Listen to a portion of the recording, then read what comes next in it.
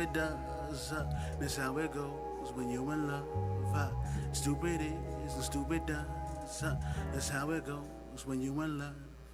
Life's like a box of chocolates. Life's like a box of chocolates. Life's like a box of chocolates. Hey, life's like a box of chocolates.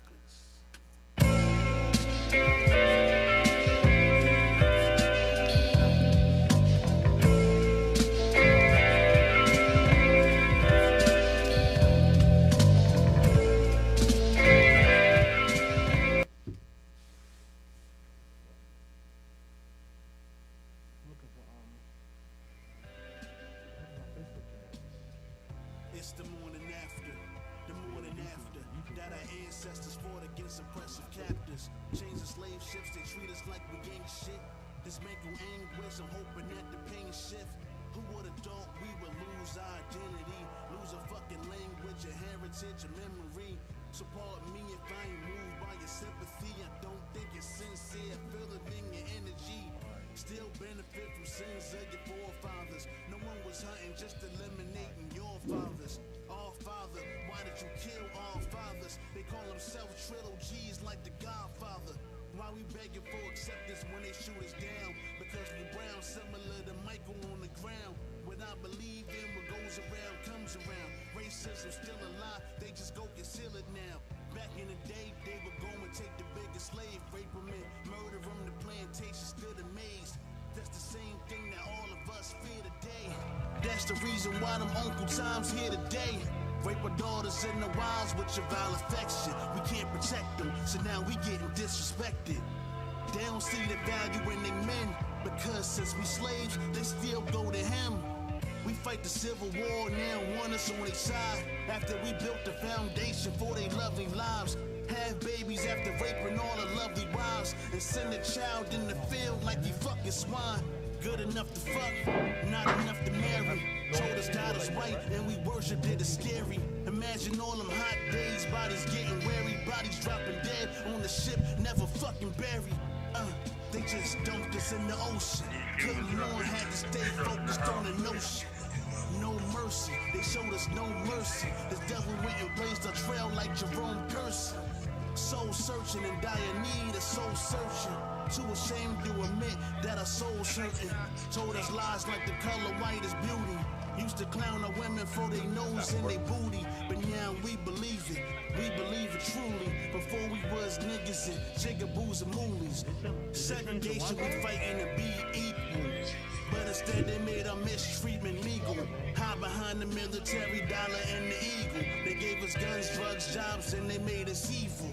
Toward our brothers and our mothers. Fuck our fathers. We don't love them, so now we look at white as the standard of success. All they do is rape and murder, they be hiding it the best. Gave us church, and you control the lying pastor. We say your master, that's oppressive, never call him master. What a bastard, we wasn't supposed to be together. My people brainwashed, thinking that you treat us better.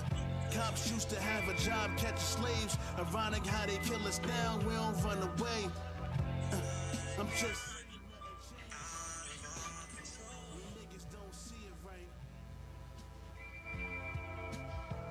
Bunch of coon ass niggas trying to be white. Stockholm Central.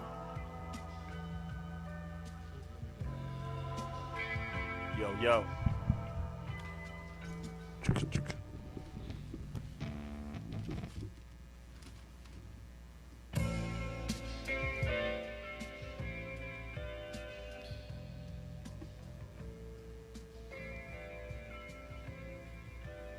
Shout out to all my barbers, shout out to all my stylists.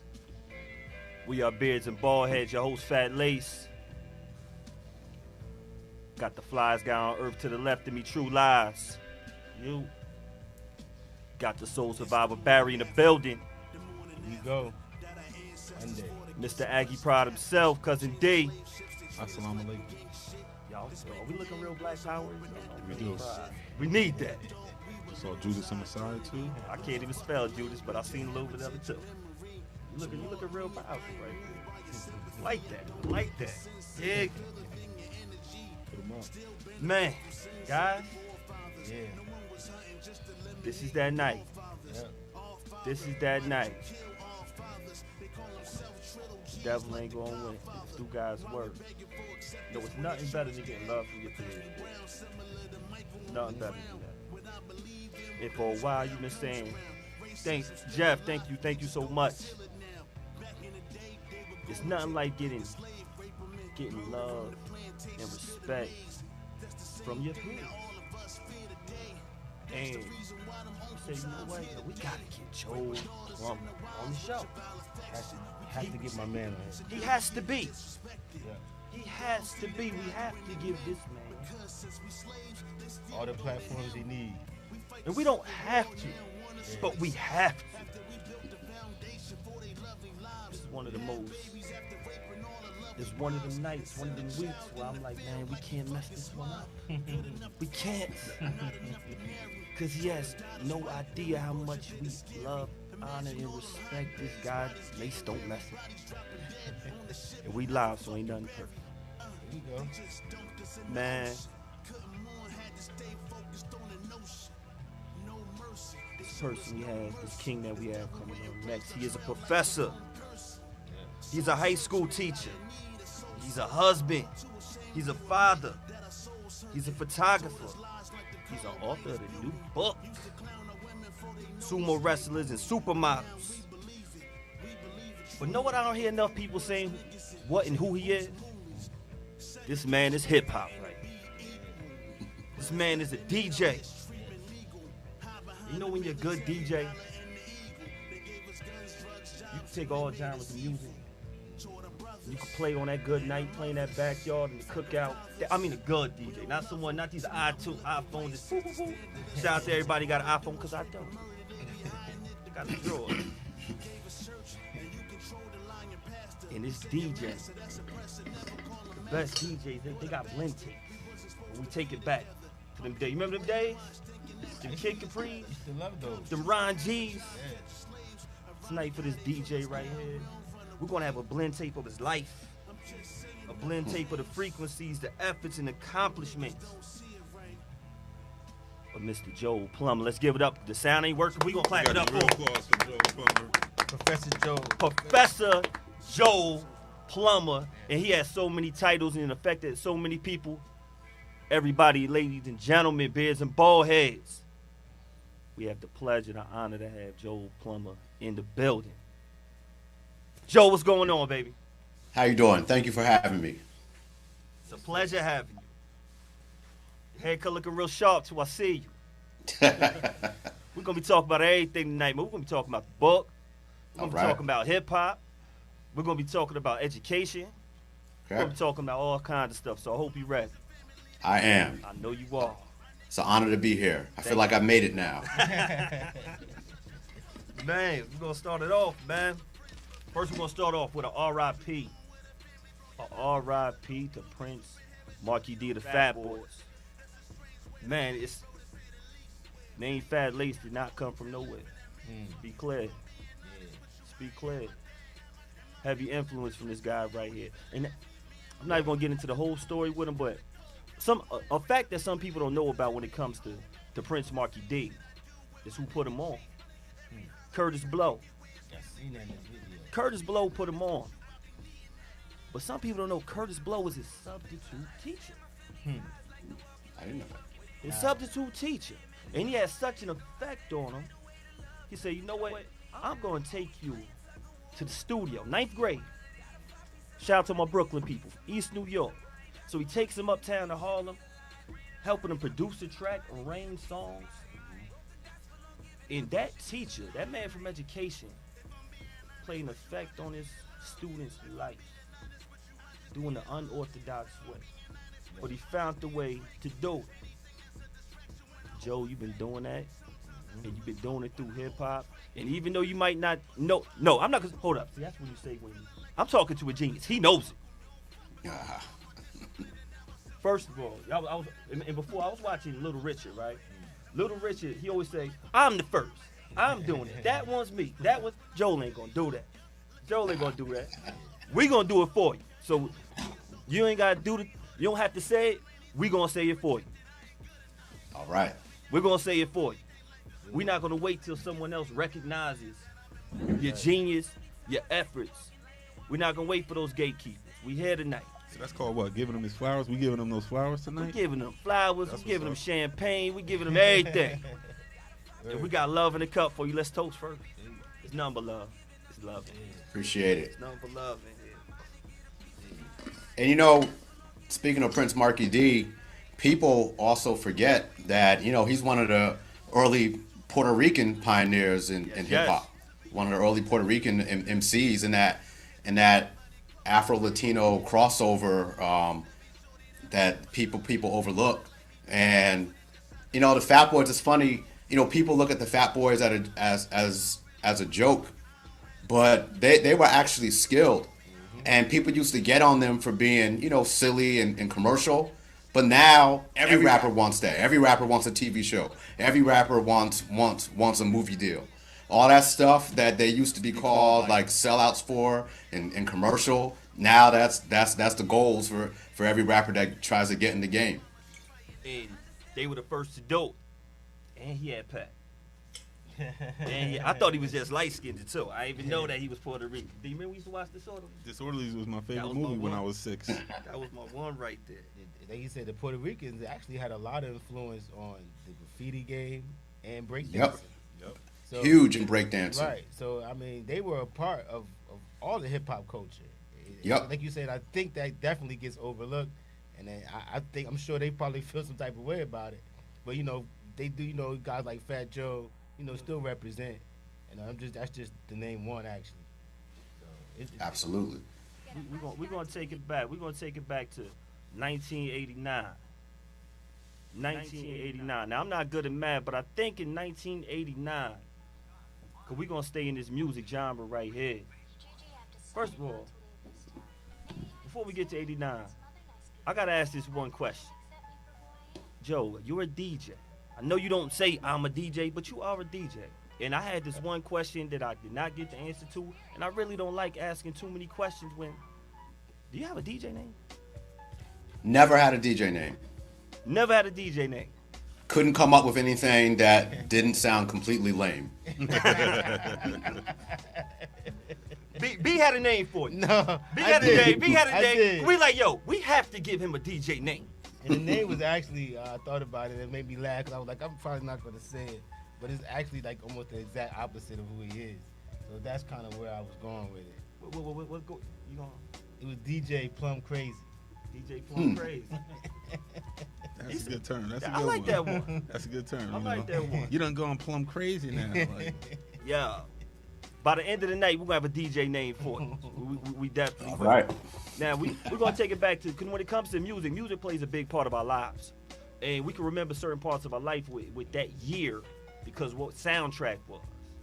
And first of all, I got to say, Hubbard's in the building. Yes. Cedarbrook's in the building. Yeah. Yes. The High is in the building. Yeah. It's a different attitude when you from Hubbard. The Falcons is in the building. They over there. They over there. They over there. It's a different attitude. Did you graduate in 89 from Hubbard? Is that the correct year?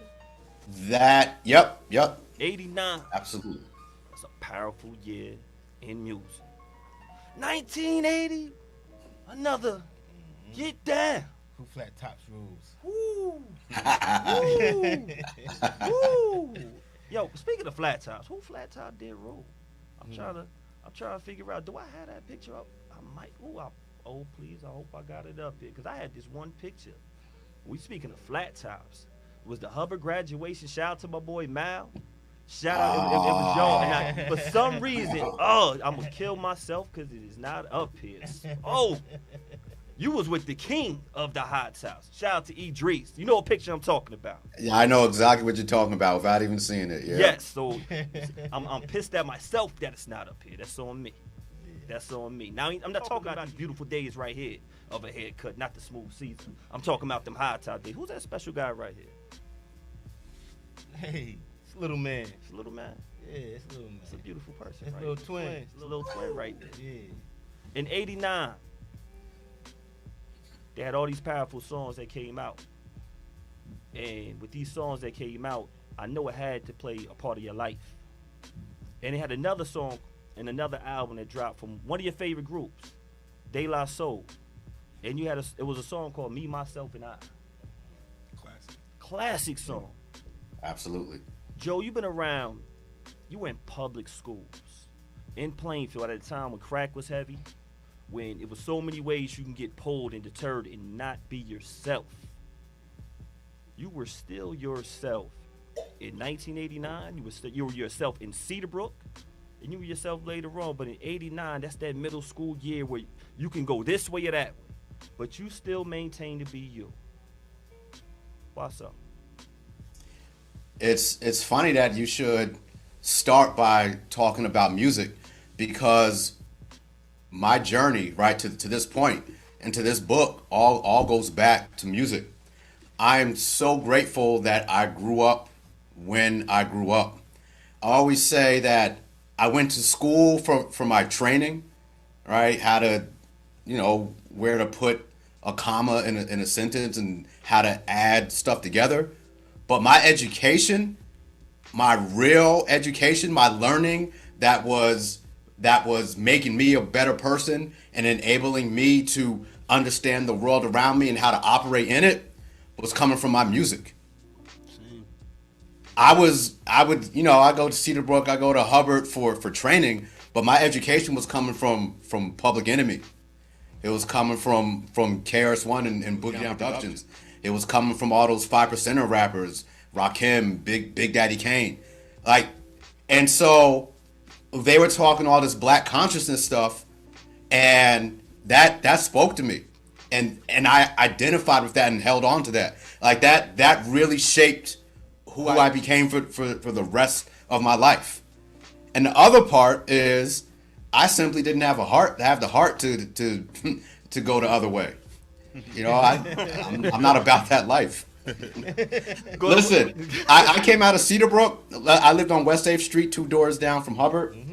And going to Hubbard was the first time, all these different neighborhoods on the West End get together. So it's Arlington Ave, it's the Bricks, it's 3rd Street. And I'm, observing, I was like, yep, I'm not about that. I'm not built for that competition. Yeah, that's a whole lot of animosity in one building. What's funny though, and another thing that helped you out, is you had a dad that was about that life. He got a good foundation. And you wasn't trying to go there with him. Right? Ain't no problem with him right there. Yeah, no problem with my man. None at all. We gonna get to you. Oh man, the influence from your father with you. Thank you. He ain't want that whooping. Ain't nothing. He said, Arlington ain't got nothing on Pops. I'll feel you on that one. Definitely feel you on that one.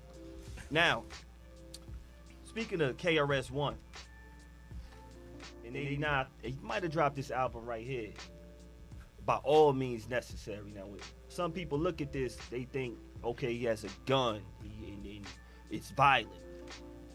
And they're not really seeing the symbolism of what he means by all means necessary. The same with Malcolm, when he said by all means necessary. They think, okay, let's shoot him up, bang, bang, wow.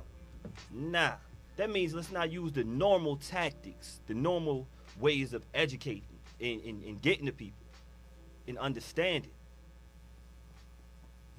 I can see how you use those methods and those techniques within yourself.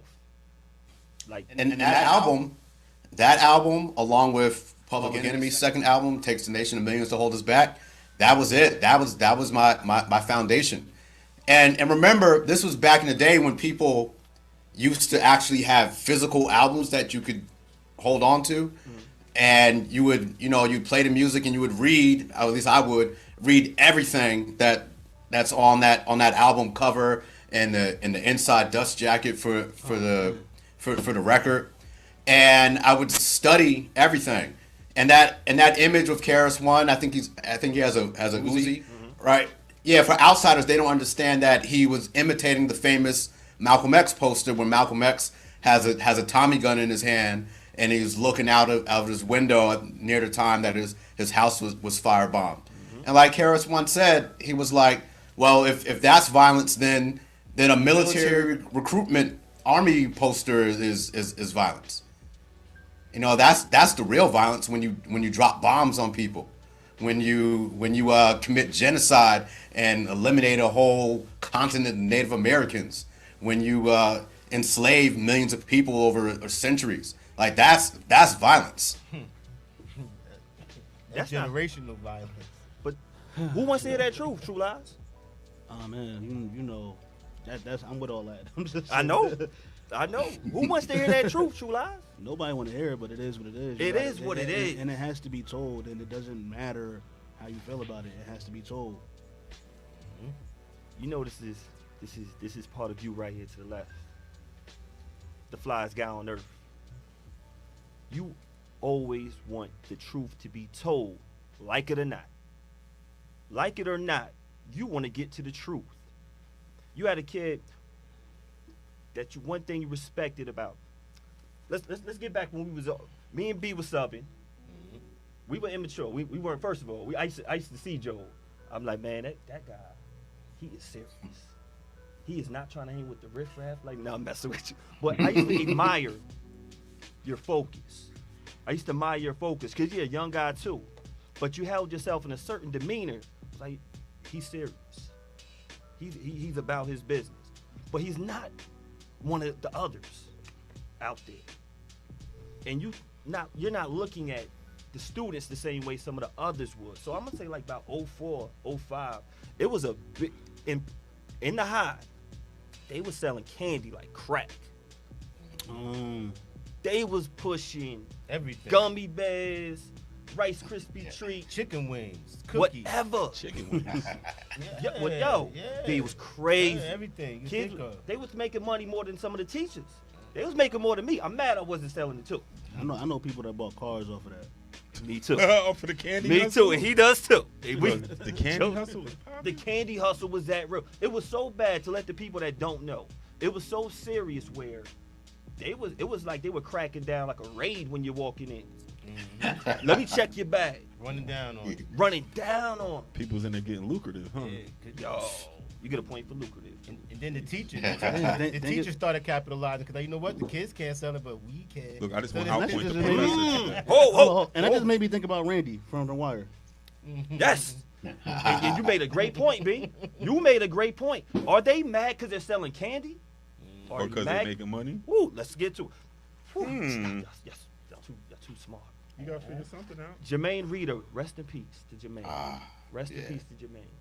And speaking of the truth, you had a conversation with him that I read about, and you asked Jermaine, why are people, you get a point for using this word, why are people buying candy from an unsanitary sandwich bag from you? Why would they buy it from you? And he He said, was selling gummy bears Selling out gummy of a bears. sandwich bag.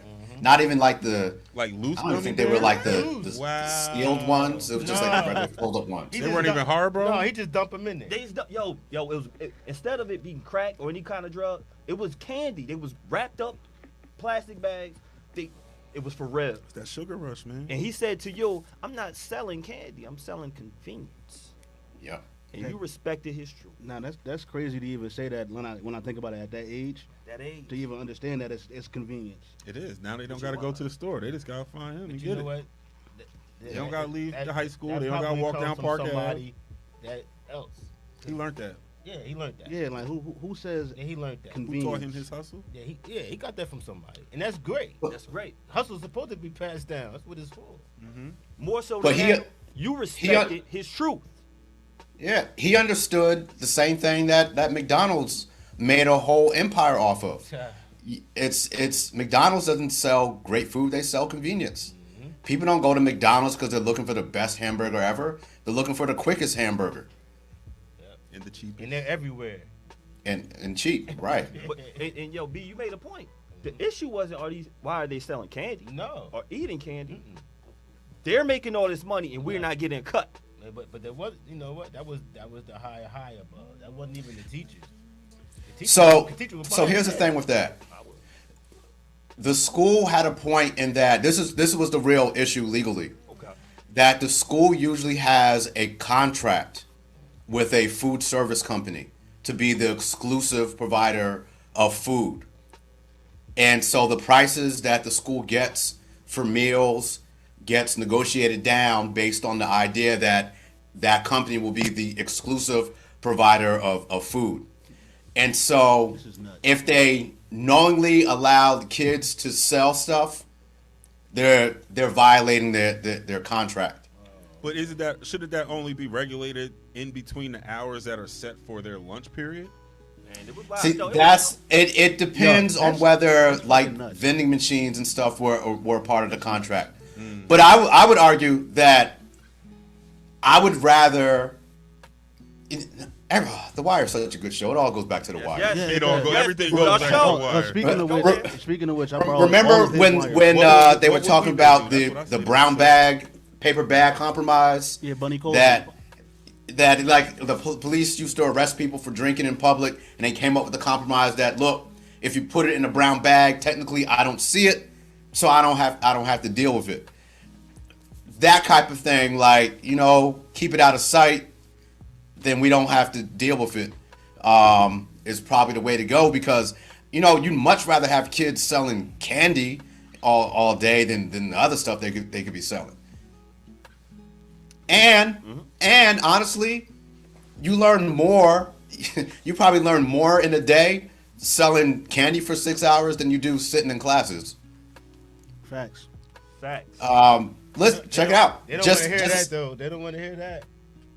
Look, two years ago, my daughter at Cook, she was in for whatever reason, slime was this big thing with kids. It was. And so she was making slime and making custom slime. Like, she'll make it whatever color you want, whatever texture you want. And then she was selling it at school.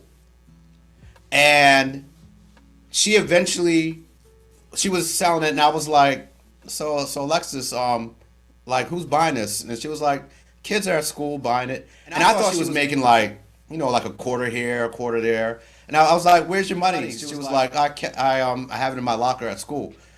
I was like, well, you should bring that home. And she brings it home, and it's like, she has like $20 bills. And on top of that, though, she has a ledger.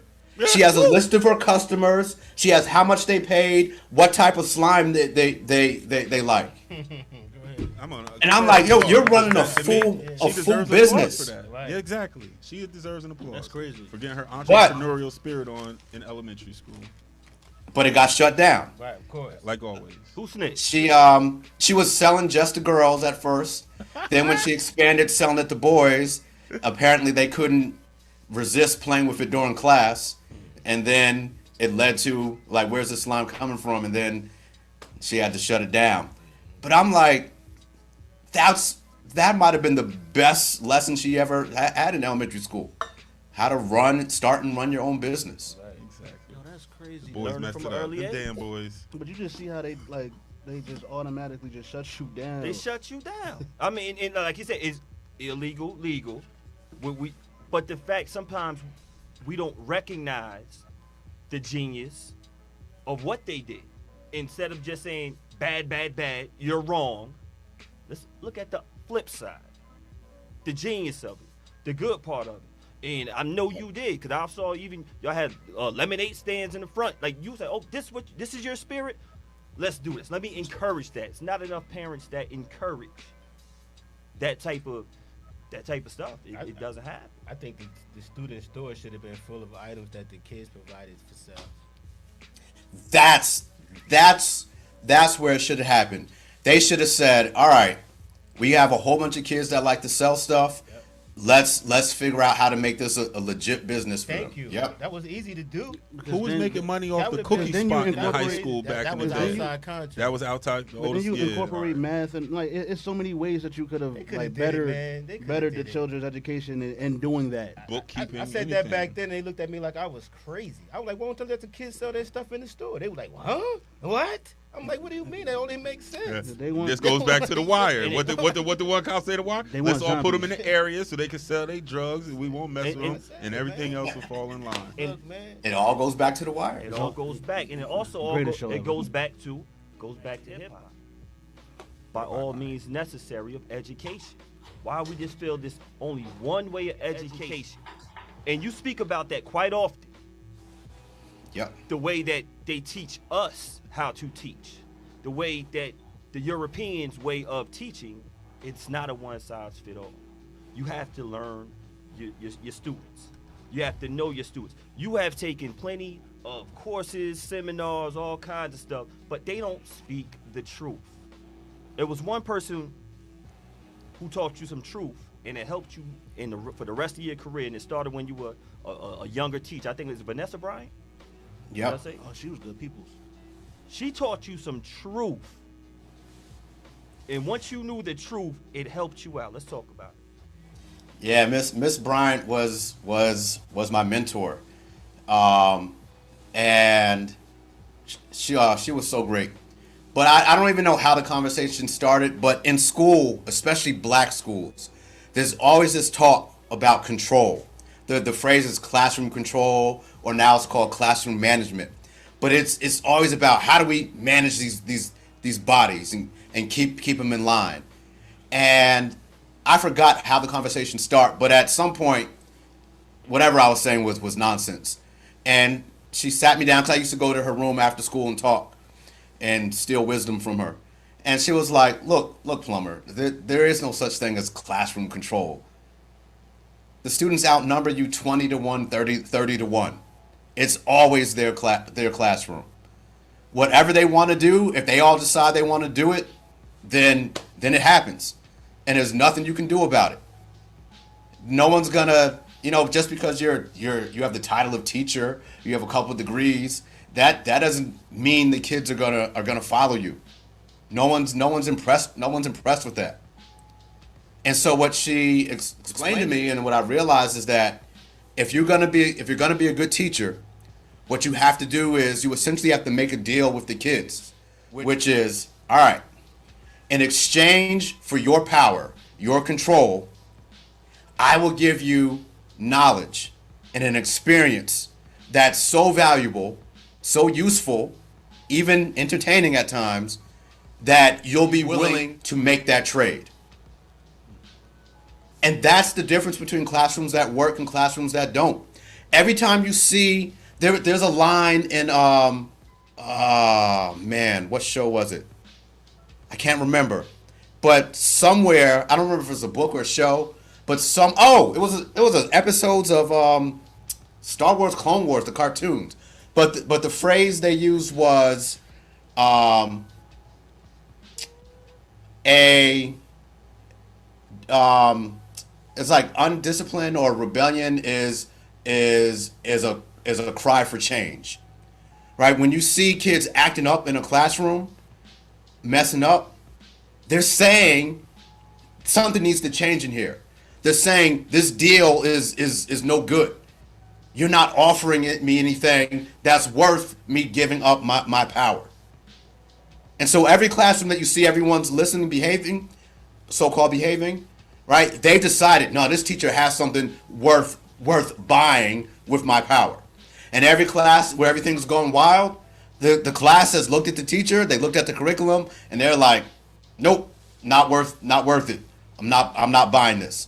I'd be better off holding on to my power. Well, you definitely always got to have value, and everyone doesn't provide value. That's in any aspect. So you was definitely providing value. I'll say that. Value counts. I mean, like you said, everything. But you at the same time, though, you gotta have respect. And respect comes from, like you said, the kids buying into what you have to say, and also about how you carry yourself. Because the kids sizing you up from the door. Like they walk in. The first thing they do is test us. They're gonna test us before it's gonna be bad before it's good. And then you have to establish yourself, I mean, as you know. But then, like you said, to get them to constantly do it day by day by day. Some teachers every day have to rodeo their kids back in. Like, I've been in classes where every day the teacher doesn't know how their class is going to behave. And I hate those classes. And you know why they don't know? Key point, B. And you said this before. And you have people to attest to it. They don't take the time to know their students. Mm-hmm. They don't take the time to know their students. You do, and you have done, and you continue to do it. Yep. You do it to such a point, we have never seen this before right here. This is shout out to Lyle. Big shout out to Lyle. Lyle's been on the show. Lyle actually did the illustration. Right there, yep. For, I keep losing my mouse. Forgive me, y'all. He did the, here we go. For this right here. For sumo wrestlers and supermodels. Your former student. right here. Talented brother. Talented brother. And in education. In this picture right here, you're his DJ. I like that. I like that smile. Who DJs for their student? Have y'all seen it before? A great teacher. I have. Well, clearly it was him, but still. Anybody else now? Anybody? Nah. It's very rare that you hear that. In the content that he's rapping is a direct, correlation of what Professor Plummer taught him, and he told me this. So you have turntables in the classroom? He has turntables. Yeah, that's how I do my introduction. In my African American history class, I have this long unit on the history of hip hop because it's important because people don't understand. Young people don't understand that they, from scratch, out from the mud, they made a whole new culture that has spread across the world, and they often don't appreciate the grandeur of what they made. So I introduce my lesson on hip hop with DJing because the basic elements of hip hop culture, DJing, MCing, breaking, beatboxing, graffiti. That DJing though was the start. And they look at DJs sometimes and they don't really know what's happening. All right, they hear some nice music and they think, all right, that's cool. But when I bring turntables in and I make them actually touch turntables and make them try to do just a regular baby scratch, right? So they can actually see what DJs actually do and how hard it is and appreciate the effort and the discipline it takes to master it. Then when we talk about great DJs later on, I go through the history of DJs. I talk about my favorite DJs like DJ Scratch or Jazzy Jeff. Like when they see them do those crazy sets, they get it. They're like, oh, I remember how hard it was for me just to move my hand back and forth slowly to the beat. And these people are doing all types of stuff. But without physically doing it and doing it in real life, it doesn't have that same impact. So I knew I had to bring turntables in so they could actually feel what it's like to be on those wheels of steel. Was that in the curriculum? Nah. Tell you the truth, no. Yeah, no. I've always done my own thing in my African American history class, really all my classes. But I definitely knew that I was gonna do that. I remember you telling me one day you just looking, you was like, second floor high school, always walk by, what's up, Jay? Then he be like, just shaking his head, I'm like, what's up, man? He was like, they just don't want me to tell the truth. And I was like, man, I already knew what you was saying, cause I knew you was going off, sometimes you might sway off topic or slide a little something under the curriculum, and so I think someone was telling. And they were going back, and they were, that became an issue. And now, you probably don't want to get into all of that, but well, like you said, I never really had problems with the higher ups. Right. One good thing is good and bad about teaching in Plainfield. No one ever really cared what I did in my classroom, so long as it didn't interrupt their day. Right. So I'm not sending kids out my room to the principal's office every 5 minutes. So no one really bothered me what was happening in my room. And most of my career, for the most part, administrators would peek their head in, they'd see I'm doing my job, and they would let me do my thing. But it was other teachers. That's what I mean, yeah. Yeah, but it was other teachers, right. That's ridiculous. to this day, that had a problem with me talking about race so much. Yeah, that's what I'm talking about. Right. And teachers never had the heart to come to my face and talk to me about it. You went to Harvard, let's be clear. But they would go to each other and be like, why is Plummer always talking about race? Yeah. I didn't know Plummer was so racist. Simply racist. because I always talked about race and white supremacy instead of trying to hide it. That's still a thing that happens from time to time. Yeah, I don't feel like you're speaking about racism. You're just speaking about truth. Even some of the truths that you speak about, it's not always about a white person. I think that it was a little bit more of a jealousy thing. Heck yeah. With the fact that he had the more of the love and the intention of the same students that they had, but they couldn't reach the students. You can't buy respect. Right. They You couldn't. can't fake that. You can't fake that. If you genuine, it's going to automatically just show through. It was basically haters, and that's what it was, and that's what Joe was like. They just don't want me to tell the truth, and that's. I knew you was talking about. I knew it definitely wasn't coming from the principal. Though. We already know that. But it's even worse when it comes from your peers, though. It's worse. That's why. But the love from your peers, it's worse. But you know, it's probably the same when you think about it, you looking in your face every day. Like, come on. They're probably not willing to look in the mirror, even consider that maybe there's some of those people that he's speaking of too. They don't know. You're right. They don't know how to dig deep, and they're afraid to go against the grain. That mirror is a tough thing. We rather honor a lie. And one of the biggest lies, or the truths that really don't come out, and is Crazy Joe. I read what you wrote about Crazy Joe. Joe Clark, rest in peace. Rest in peace, brother. But the sad part is his story. They used to call my cousin D Batman because he had a lot of home runs on Rock Ave. He got busy, let's be clear.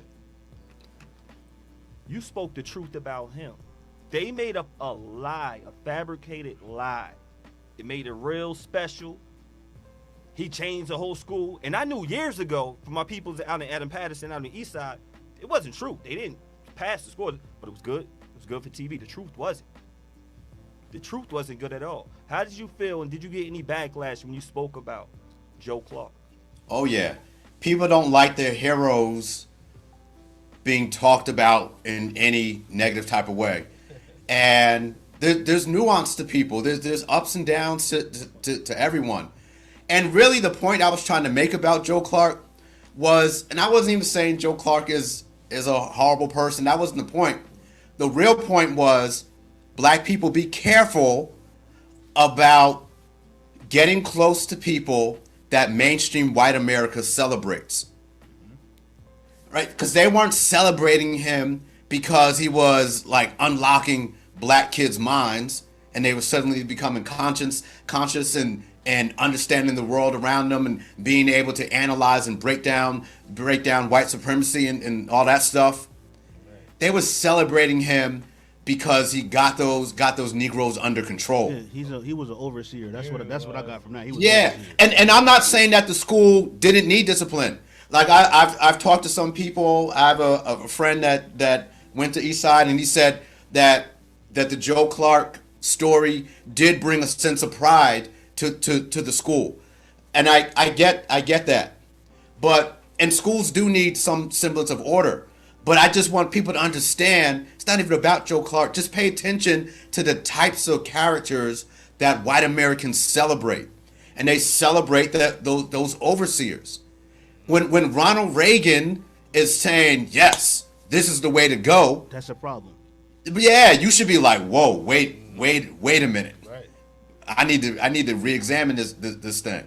Because that's my frustration. Is part of the reason why I wrote this book. There's a whole chapter on this, on controlling black bodies, that black schools across the country are so concerned with regulating black kids' bodies that they're forgetting about freeing their minds.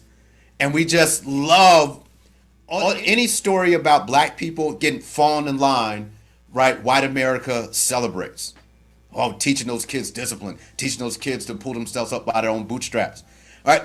But look, the reason why people were struggling in that high school is the same reason why people struggle in poor black schools everywhere. It's because kids are hungry.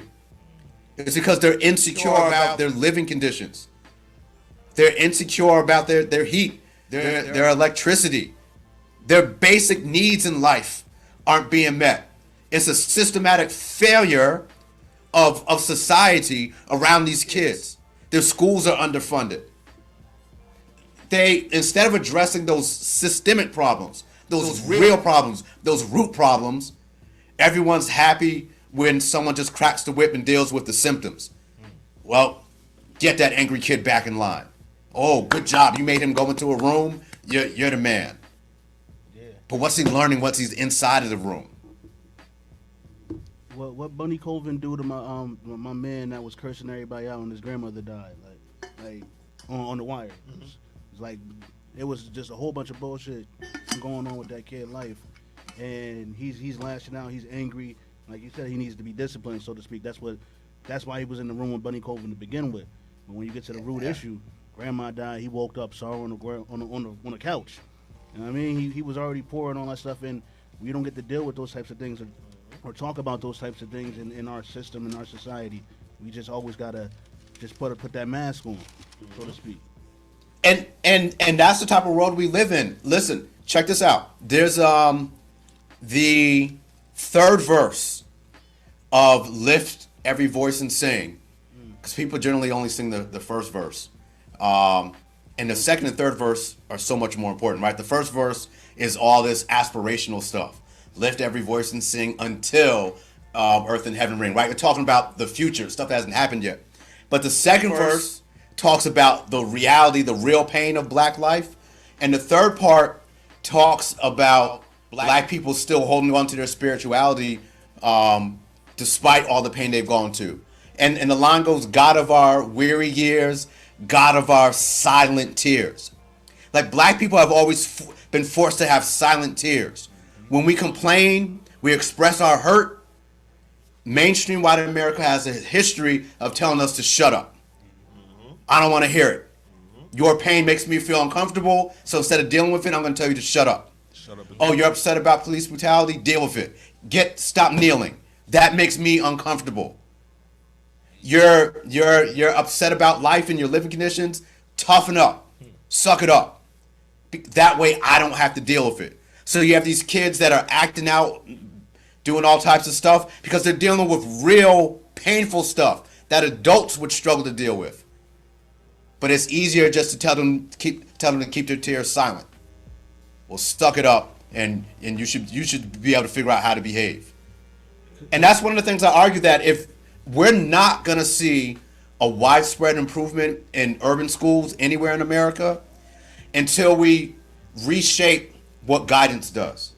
Right now, guidance has, like, all these guidance counselors. They've went through years of professional training on how to counsel people with real problems. But what happens when you get to a school? They give you 500 kids as a caseload. And you end up just being a classroom scheduler. And so you don't get to really deal with most of the kids' real problems. So what schools are going to have to do is they're going to have to create a new form of guidance where the mental health of kids is at the center of the school system. You might have to hire twice as many counselors, 4 times as many counselors. But you can't expect a kid to learn some algebraic equation when they're worried about living, when they're worried about eating. You have to deal with the human first, and then once they're good, once they're stable, then you can start teaching them some stuff. But they don't want to take the time. I know you said something about you felt like you haven't impacted enough. And when I heard you say that, you were concerned about the students once they leave your classroom.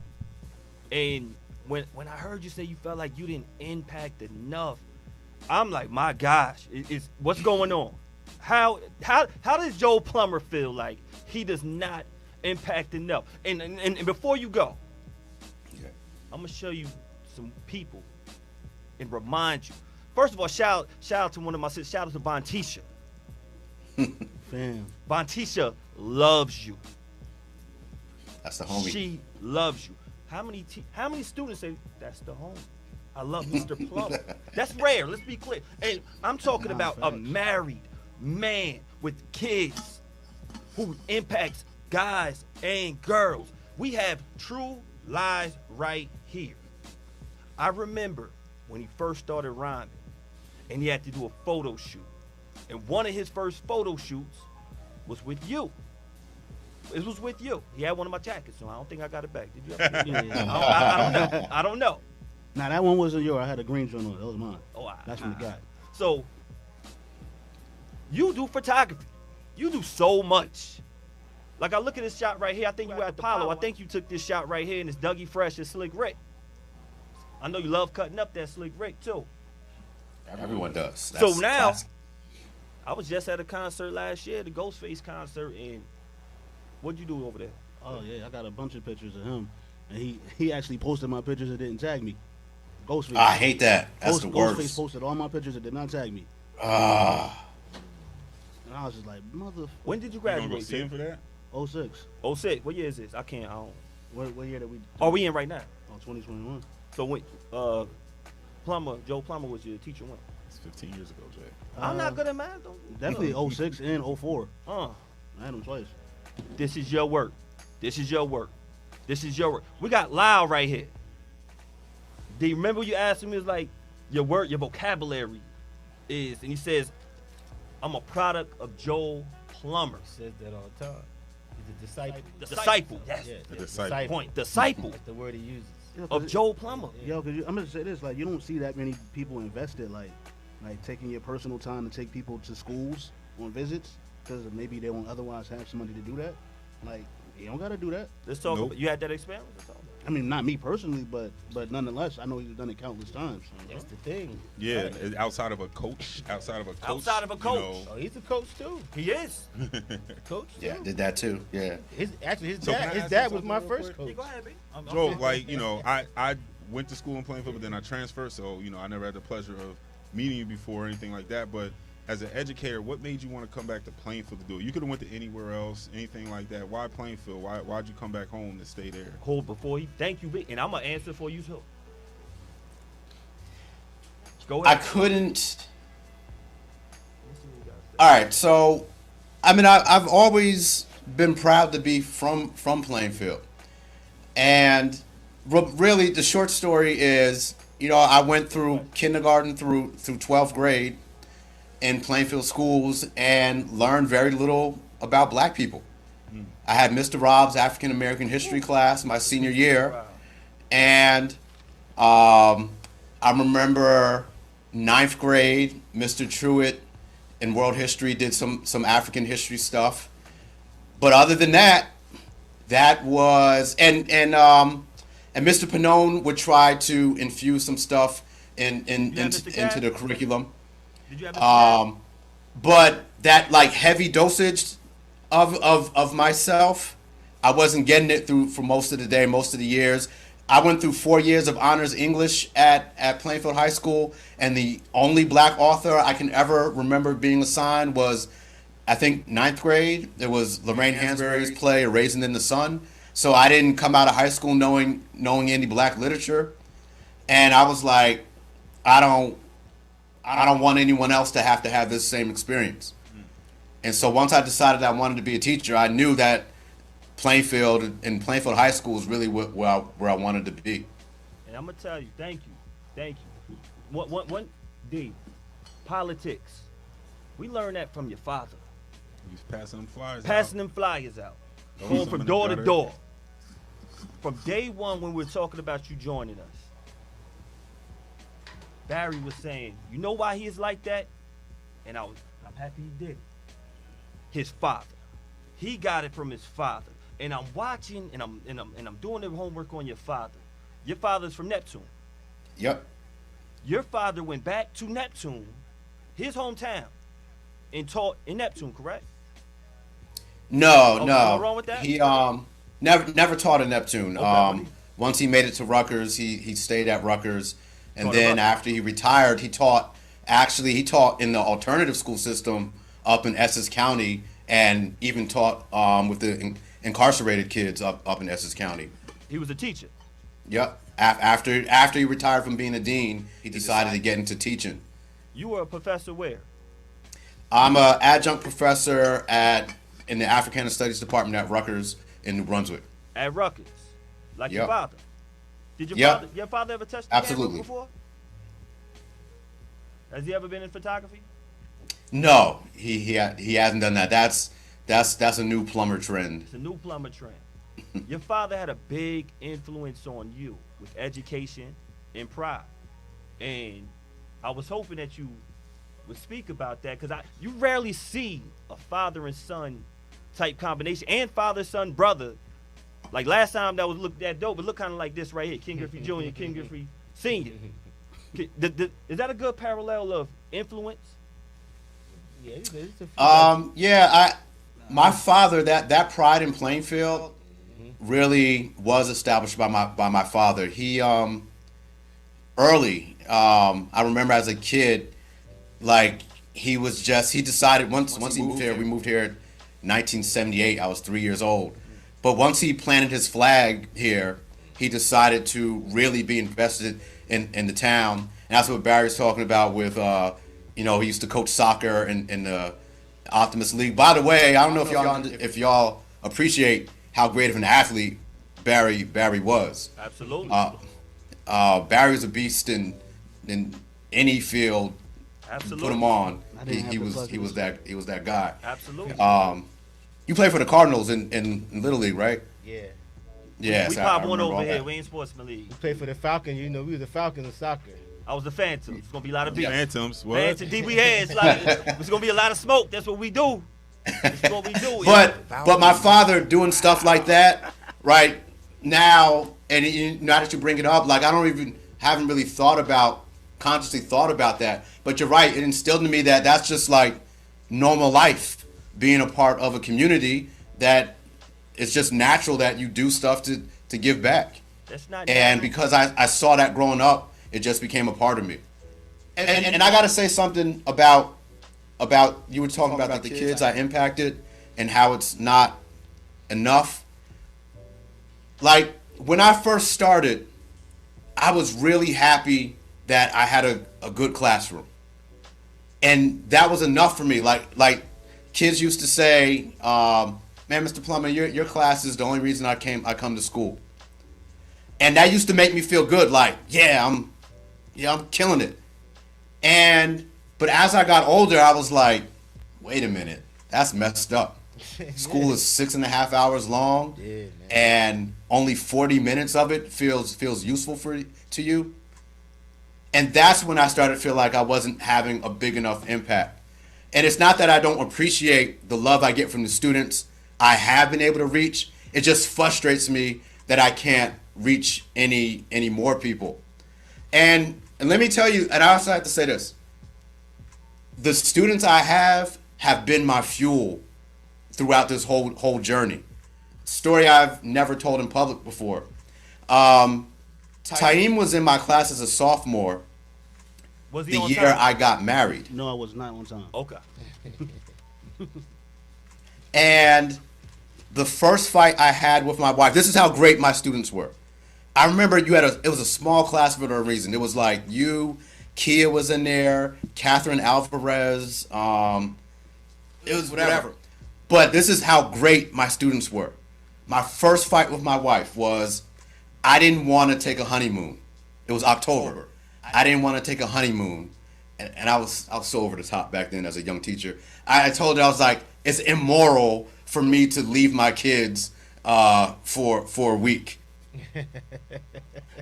And now 20 plus years in it, like I would go in a second.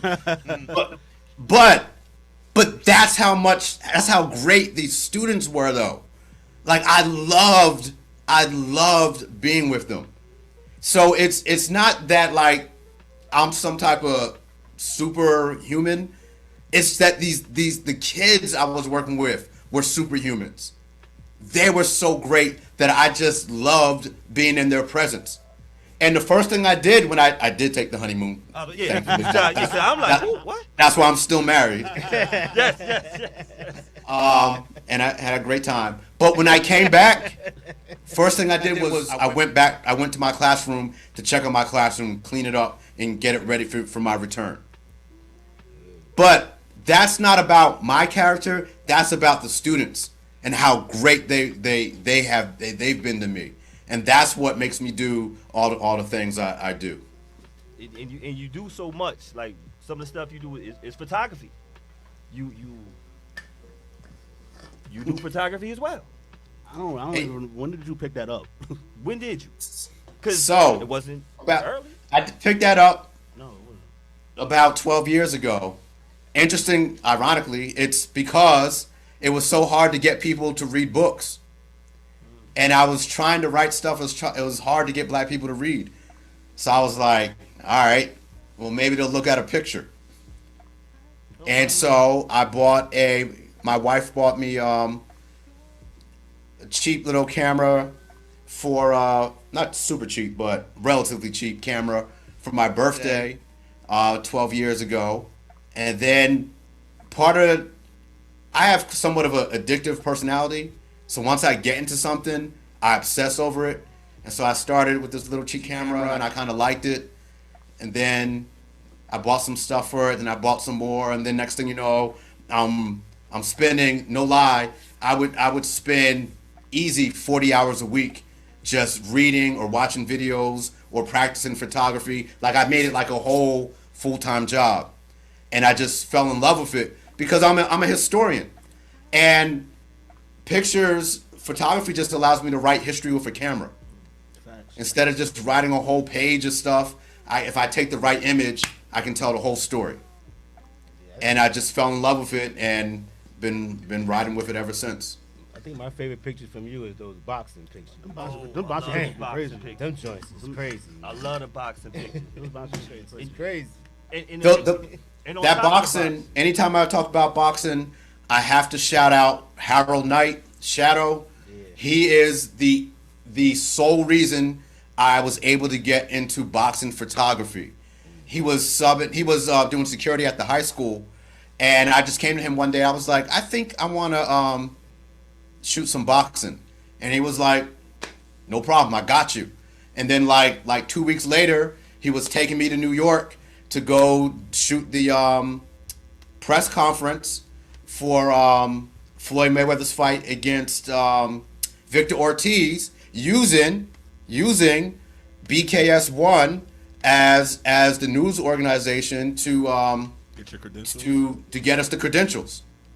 So it comes full circle. Without this platform, without Shadow, I would have no career whatsoever in sports. That's crazy. All full circle. That's something. All full Playing circle. field. Enter applause. I feel like him. He got. I'm kind of obsessed with The applause machine, though, the sound isn't rocking right now, but we're gonna do it like this. Yeah, we gotta do it like that. No doubt. For real. Dude. That's dope. You don't mind giving people their flowers how we're doing. Yeah. You're not waiting till it's cool to say, let's not forget about this person. Let's not forget about Harold Knight and all his accomplishments and the legend that he is in boxing, while some people might just walk by. Let's not forget. Go ahead. Shadow is currently training. He has a huge fight that's going to be on TV. He's out in, I think, London right now, training someone. I think the fight is. I'm looking at my calendar. I think it's sometime in early March.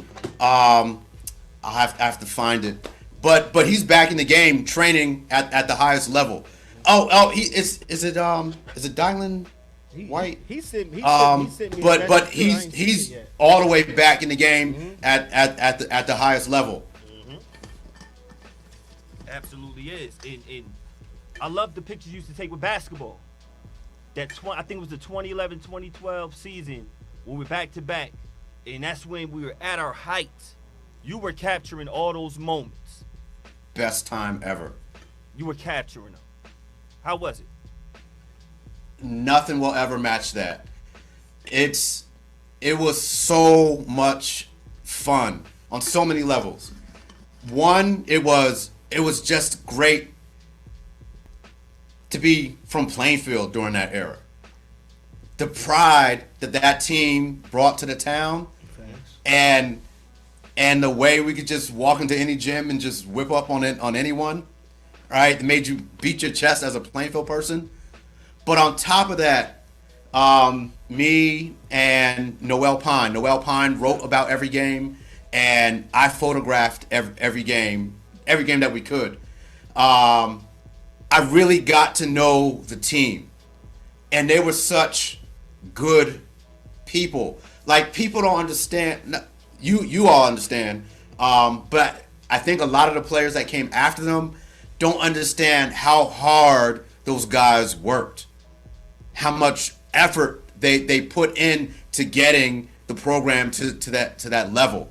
And it was great just every day, right, really getting to know them, right, every game, doing interviews after the game. And when I'm taking these boxing photos or any professional sports, it's like, yeah, I'm capturing stuff, but I don't know those people. Right. Like, I had an emotional attachment to the people I was covering those 2 years. And it was just amazing being able to capture Plainfield winning, being on top. And I just love those guys, and I love their attitude. I remember I offended Sekou. Sekou was in my class. I don't know if that was his junior or senior year, and they were about to play St. Anthony's. So I was like, we're gonna beat St. Anthony's this year, and he was like genuinely offended that I asked. He was like, yeah, and I love that. And they would have. That was the year that Justin got hurt.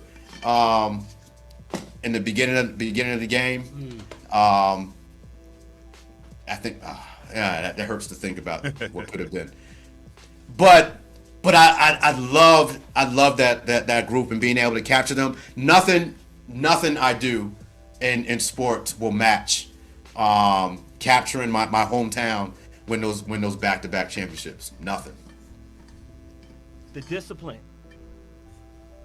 discipline of doing something before it hits. You talk about all the hours, all the investment that you did when you started doing photography. It was new to you. Yep. You put in hours and hours of work, days after days, years after years, and money. Something that you really didn't have to do. Could have stopped.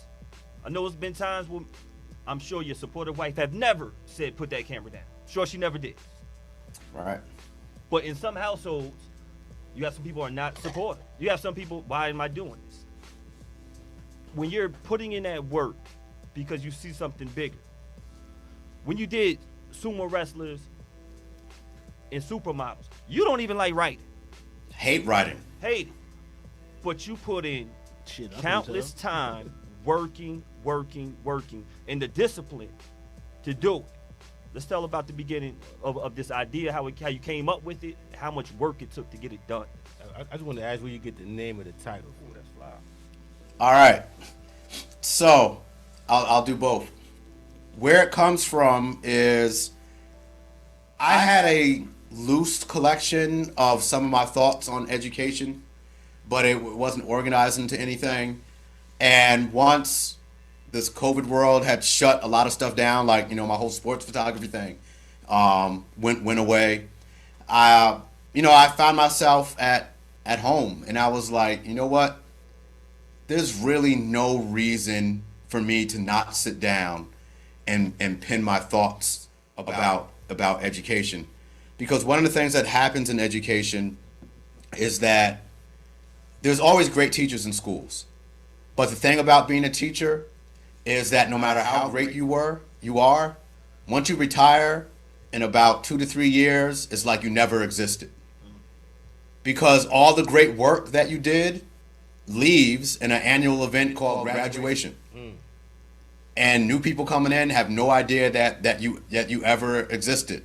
Look, people coming into the high school now that I'm over at Paz, they don't know who Mr. Plummer is. It's like I'm a ghost. No one would care. And I realized that what happens though, new teachers come in and they have to start from scratch. And I was like, you know what? I should pin down my thoughts so that new teachers and parents can know what should be done and what should be expected without having to try to reinvent the wheel. And so the title comes from an analogy I use to describe what's wrong with black education. So my argument is this: black children are suffering in schools because they're being shoehorned into a system that was never designed to meet their needs. Different children have different educational needs, and black people have unique needs based on our unique social, historical experiences. So those experiences have shaped the way we view the world and what we still need from the world. So right now, that's this current one-size-fits-all model of education is really designed to meet the needs of middle to upper middle class white males. And that's a dangerous fit for black children. What I argue is a good education should be about power. That's something that John Henrik Clarke says. It should be about power. And the current educational system, based on basically white males, is about teaching you how to maintain the current system and how to get more deeply ingrained in it, how to operate in it, maintaining the power structure.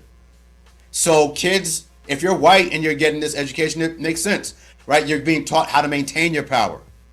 But for black kids, the education that they need needs to be about how to get power. We've been there, yeah. We said that. That's a different type of education. And so my argument is giving black kids, white kids education is as silly as having a supermodel trainer train someone to be a sumo wrestler. So this trainer is giving this sumo wrestler to be the diet of a supermodel, the exercise regimen of a supermodel, the aggressiveness and mentality of a supermodel. So what's going to happen when that person walks into a ring against a real sumo wrestler? They're going to get obliterated because their education doesn't match their real world needs. 5 points for obliterated. And that's what Lyle did in this picture here, right? You had this sumo wrestler with a tray of makeup and getting his toenails and has the camera, the ring light on him, and the supermodel has a whole bunch of bowls of rice, getting all plumped up, right? It's the wrong education, and one's not better than the other. It's about giving people an education that actually meets their real world needs. And by the way, some black people get offended when I say black people don't have any power. What I mean by that is black people can't get electricity without white people. Facts. Black people can't get a drink of water or bathe themselves without white people. Black people can't buy a home generally without a white mortgage, a white company giving them the mortgage. You can't get internet access without white people. You generally can't get clothes or food without white people. So if you're dependent on white people for all of your basic needs, that's not a position of power. Facts. And that's why I say black all the people time. can't be racist. I say that all the time. My racism doesn't have any power behind it, so it's irrelevant. Still go to them. Yeah. Your racism is just a hissy fit. That's it. Word. Yeah, that's it. Their racism controls shit. Yeah. And I think it was Stokely Carmichael who said, I'm paraphrasing, he said, I don't care what you think about me. I don't care if you don't like me, if you hate me. But if you combine your hatred with me with the ability to deny me the things I need to live, Right. now we have a problem. That's it. I wanted to go back to your 40-minute conversation. Or comment a moment ago. It just kind of dawned on me. I think that the reason why the highlight of people's day was that 40 minutes is because I know, like, for somebody like myself, like, I would walk into school and I already understood that all of this was a game. I didn't really care to play the game. It was a game. Like, I got it. So I'm like, all right, cool. I don't really want to do this bullshit, but I got it. So that 40 minutes for somebody else, that's what I was talking about value earlier.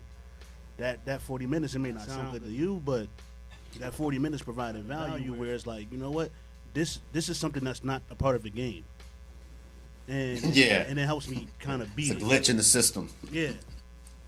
Exactly. Tahim talk about the game, and this is crazy. I'm gonna talk about the flip side of the game. I had a kid tell me they put these kids in the basement, unfortunately, in high school. Out of sight, out of mind. Put them in the closet. And one of the kids was like, Smith, I'm smart as hell, but I could sit in here all day and I'm still gonna graduate. I said, damn. I has nothing to say to that. You know the game. And that's what I'm just going back what you said. Exactly. He figured it out. I can just stay here and do nothing, and I'm gonna get the same thing. He said, I know everything already. He said, I'm smart as those kids upstairs. He said, they know me. He said, and they ain't gonna crack on me being down here because they can't beat me. That's another story. But and then he was like, I'm just sitting down here, and the kid, he was a street kid. He had money and everything, and he was very smart. He was very smart. And I think Jay probably know what I'm talking about. I The do. kid out there. I do. But the kid was like, look, I'm about to go home and make more money. I'm just here because I gotta be here. D, I gotta thank you, B. D, I gotta ask a question. Now, Cousin D, he went to Plainfield High, and then he transferred to Piscataway High School. Was that attitude there? And if not, so why not? What attitude? Like as far as a culture of a lot of students say, man, that value in education, not going to class.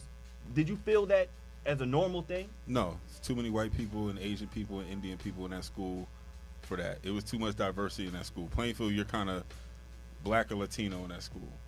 Piscataway had way more different diverse cultures, so they had guidance counselors and other people that would not let those people go wayward per se, but no, it was totally different environment.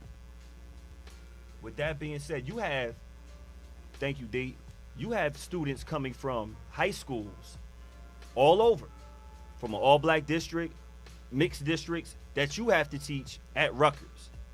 Mm-hmm. Do you find a difference with these students that you have now that they're in college now? So here's what's interesting. I find that my students that come from like more suburban backgrounds, they are better technical writers, right? Their grammar's better, but they have so much less to say than my students that come from Plainfield or come from Newark.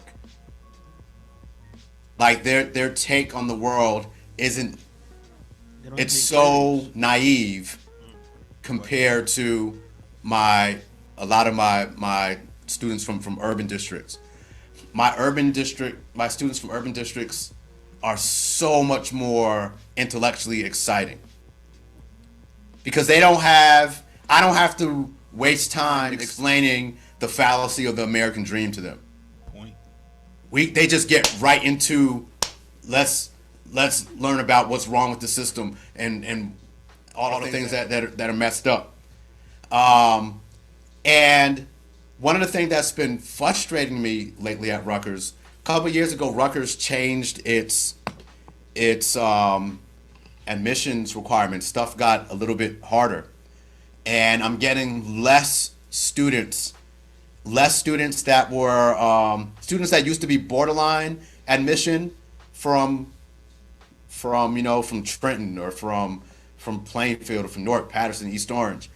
They're pushing a lot of those kids up to Rutgers Newark or Camden and offering them money to go to those campuses. And New Brunswick is kind of becoming even more gentrified. Yeah. And I miss the fire that those kids used to bring.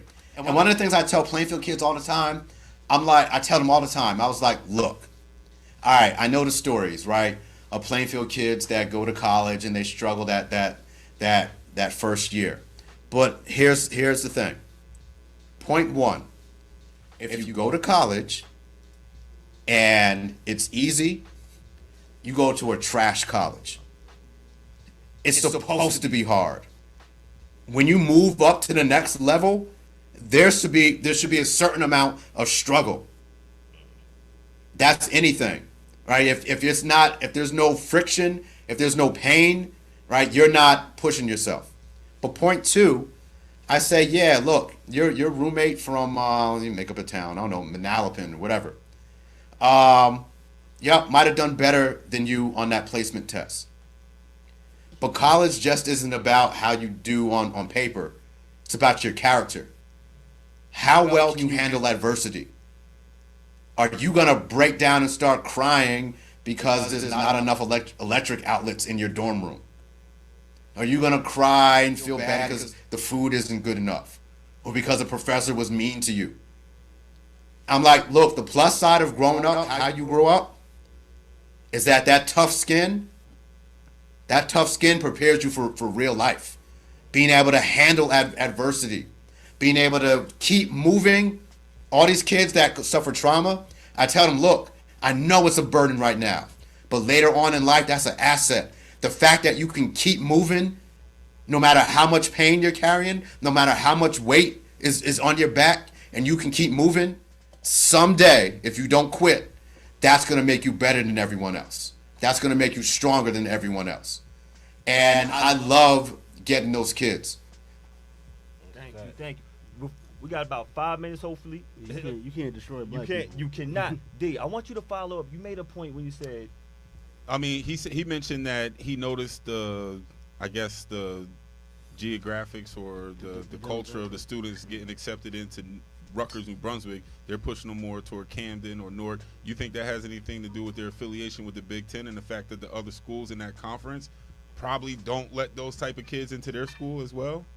So they got to stay on the same type of admittance kind of requirements as those other schools in their conference? Money thing.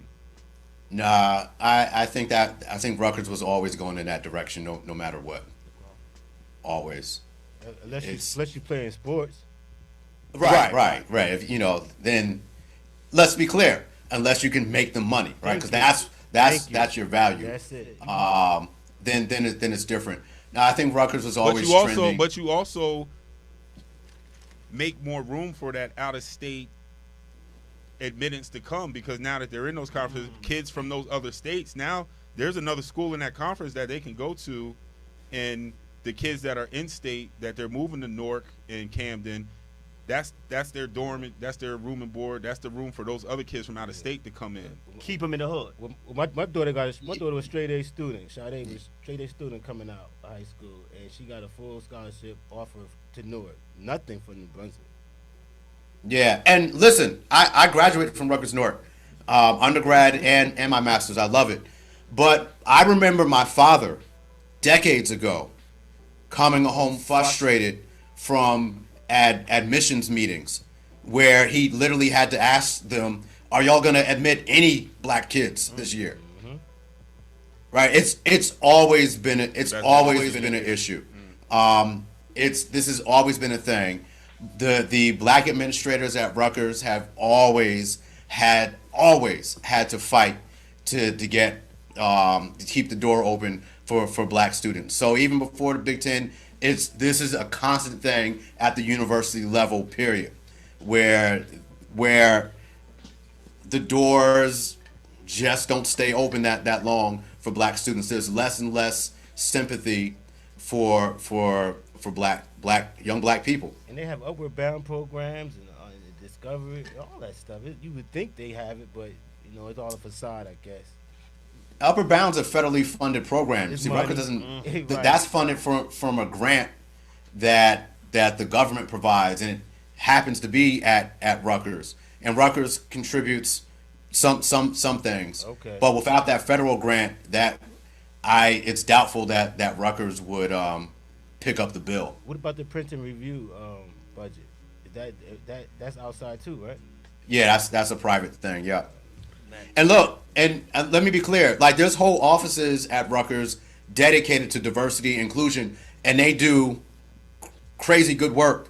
But they have to work super hard to keep black life afloat on the campus. Damn. It's not an easy job.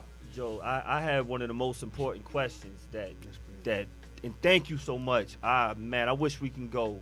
We have to have you on again, and hopefully we can have you inside when we open back up. Yes. I have a very important question, because only you and Barry actually age backwards. I don't know how you guys do it. You guys get younger and younger every year. You do so many things. So I have to ask you this one question. One, how do you maintain your looks, and how do you maintain that hairline and haircut? Because, do you cut your own hair too? Shout out to the barbers and stylists, because you're looking good over here, man. I got to let you know. Appreciate it. Look at me. Look, but not to say. Listen, first of all, I appreciate the compliment, but I'm in the worst shape of my life. I'm the heaviest I've ever been in my life. I I have the weakest cardiovascular system I've ever had. Hook up with in my D on life, so- Sundays to get you right. Yeah, I really do need to come out and get some professional help. And my hairline, no, I'm losing lots of real estate.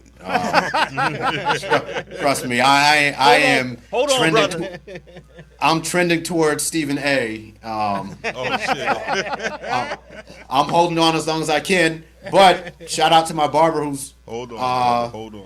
my man Earl, who was at cuts at Tim Wright's, former football player at Rutgers, has the only black business on Rutgers campus, which is his barbershop, the Wright Cut.